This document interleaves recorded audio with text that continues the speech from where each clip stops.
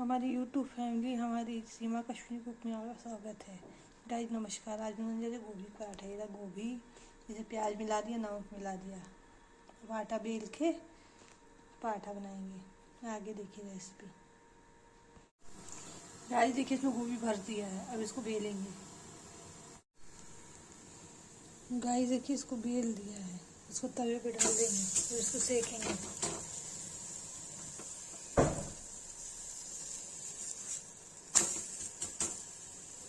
सिक जाएगा तो इसमें तेल लगाएंगे।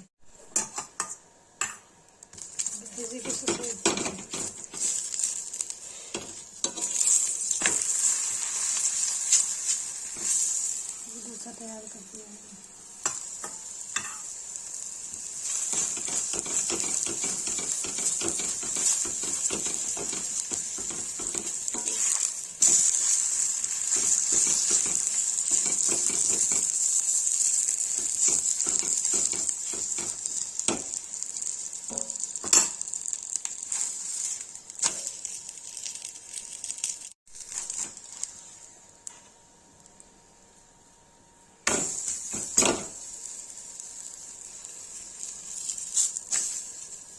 गाइस दूसरा पराठा सेक रही हूँ।